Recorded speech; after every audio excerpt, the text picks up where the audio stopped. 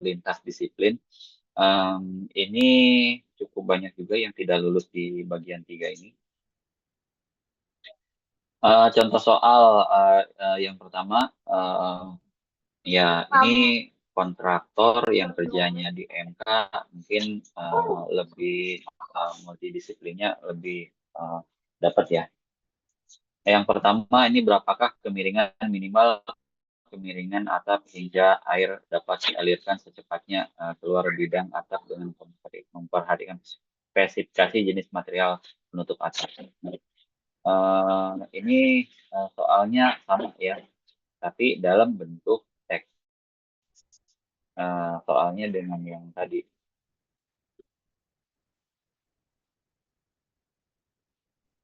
Nah, yang ini ya. Ini sama ini soalnya. Jadi bisa dalam bentuk gambar, bisa dalam bentuk teks. Kemudian nomor 2, perhatikan gambar berikut. Ini stek ya yang ditanya terkait dengan jarak stek. Itu setiap 30 cm. Eh, ini jarang sih. Terkait teknologi BIM itu juga sering keluar ya. Itu tapi yang ditanyakan bisa jadi BIM 5D itu untuk cost estimation, BIM 4D untuk analisis, BIM 6D untuk strategi, BIM 6D untuk analisis, dan 7D untuk asset management.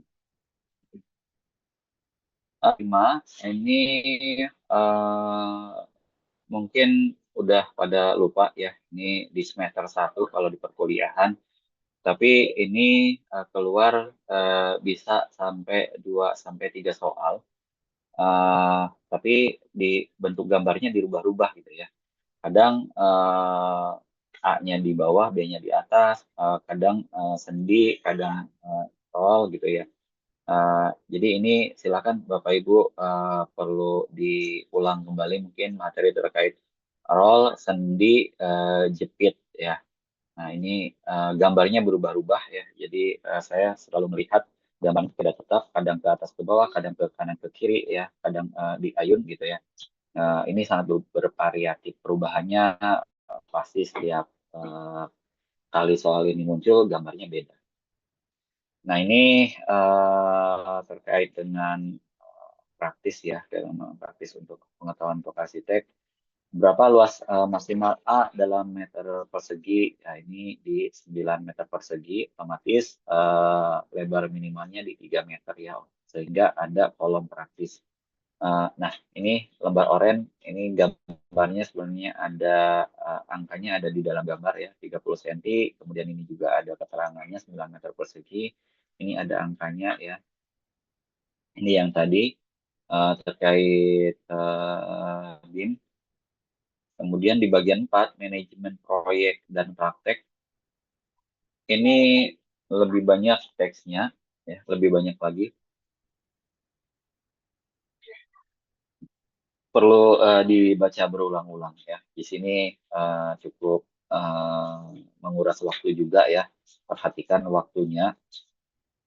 Terutama yang remedial di bagian 4, karena remedial di bagian 4 itu waktunya tersendiri gitu ya. Jadi tidak bisa ngambil waktu bagian lain untuk bagian 4. Remedial itu nanti waktunya masing-masing bagian. Jadi bagian 1 ada waktunya sendiri, bagian 2 ada waktunya sendiri. Bagian 3 ada waktunya sendiri, 4, 5 juga masing-masing memiliki bagiannya sendiri. Nah, berbeda dengan yang uji kompetensi reguler, itu waktunya itu gelondongan. Waktu 2 jam untuk mengerjakan sesi 1, nah itu silakan. Mau ke bagian berapapun, alokasi sisa waktunya bisa digunakan mengerjakan soal bagian lainnya gitu ya. Nah, sedangkan untuk yang remedial itu tidak bisa. Ketika waktu di bagian itu habis ya udah tertutup, jawaban terkirim. Gitu. Nah, di bagian 4 ini banyak sekali yang bahasanya cukup apa soalnya cukup banyak teksnya gitu ya. Ini silakan eh, untuk sedikit deh nomor 1 ini nggak terlalu penting. Ini sering muncul, tapi hati-hati ya. Ini cukup banyak teksnya. Nah, di bagian 3, lisensi adalah bukti tertulis yang berlaku sebagai surat tanda penanggung jawab praktik arsitek. Ini eh, sering muncul ya terkait dengan lisensi. Yang terkait muncul sering lisensi itu ya satu adalah ini ya, kelalaian atas penanggung jawab terhadap kesesuaian karya itu dengan PBG pada tahap pembangunan. Ini misalnya kecuali ya.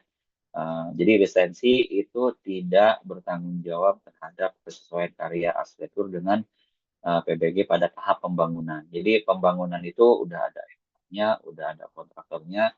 Jadi menjadi tanggung jawabnya ada lapisan-lapisannya ya.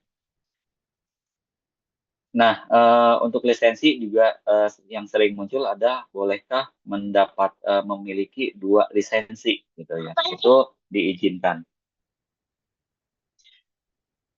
Bapak Ibu boleh punya lisensi Jakarta, dalam waktu yang bersamaan juga boleh punya lisensi Banten. Dalam waktu yang bersamaan juga boleh punya lisensi Jawa Barat. Dalam waktu yang bersamaan juga boleh punya lisensi Bali. Nah, gitu ya. Jadi boleh punya berapa banyak lisensi sekalipun. Ya, asalkan buat di eh, ujiannya aja gitu ya. Pindah ke provinsi ikut ujian, pindah provinsi ikut ujian. Biasanya kalau dalam sebuah perusahaan atau firma arsitek itu bagi-bagi tugas ya. Ada yang license-nya Banten, ada yang license-nya Jawa Barat, ada yang license-nya Jakarta, ada yang license-nya di pulau di provinsi mana yang biasanya di situ proyeknya banyak. Atau kalau nggak mau terlalu sulit ya license-nya kerjasama dengan arsitek lokal. Nomor 4 di sini eh, terkait dengan pengadaan barang dan jasa dengan kontrak turnkey. Ada kontrak turnkey, ada kontrak lamsam, ada kontrak BOT.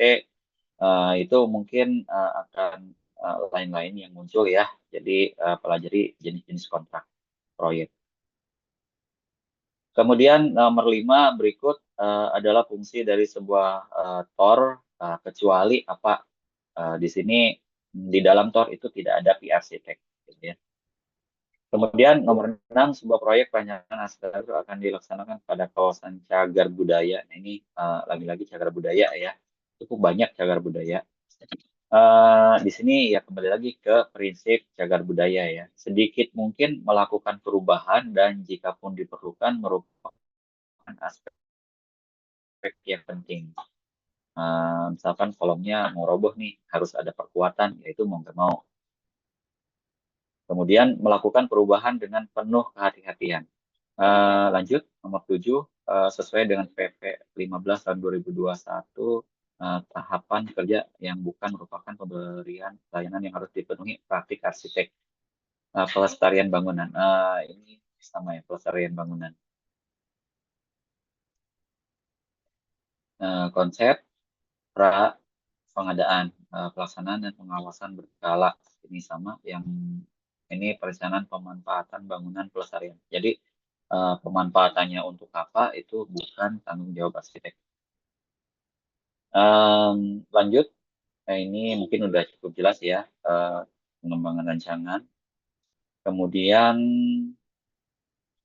tugas arsitek ya dalam mitigasi pasca bencana di sini mendampingi masyarakat dalam membangun kembali hunian. Kemudian 10 dalam melayani kebutuhan masyarakat akan lingkungan huniannya sebagai arsitek, manakah di antara pernyataan berikut yang paling tepat? Eh, ini akan sangat banyak sekali soal-soal yang sifatnya moral ya. Jadi di sini Bapak Ibu harus teliti melihat ke semua pilihan. Em, yang apa soal-soal yang sifatnya moral ini cukup banyak sekali gitu ya. Bahkan pernah kami perhatikan gitu ya, mereka yang bermasalah dengan kode etik ketika ikut ujian, ya di bagian ini mereka tidak lulus gitu ya, sampai mengulang 2 kali gitu. Jadi ini hal-hal yang sepele paling terkait dengan moral. moral sih bisa dipikirkan. Nah, tapi ternyata tidak seperti itu gitu ya. Kalau yang tidak biasa itu bisa kepleset gitu di sini. Banyak ya contohnya yang kami amati, mereka yang ada masalah teknik itu banyak tidak lulus di modul ini. Kemudian ini penggunaan BIM, ada penggunaan proyek. Ini sih tidak terlalu ini ya. Lanjut saja, udah ya. Nah, di bagian 5, bagian sejarah ini hanya 14 soal. Kalau bagian reguler itu mungkin akan bisa cepat diselesaikan atau mungkin kalau terlalu lama juga tidak bisa. Masalah ini yang krusial karena waktunya 14 menit. Jadi ini perlu hati-hati di bagian 5 ini yang krusial ya. Jadi satu soal 1 menit. Nah, mudah-mudahan karena Bapak dan Ibu yang remedial sudah pernah melihat soalnya ya, jadi agak familiar gitu ya, nggak usah dibaca semuanya. Hati-hati aja. Contoh soalnya kira-kira akan seperti ini ya. Yang pertama, pada masa apakah gaya jengki dalam arsitektur cukup populer di Indonesia?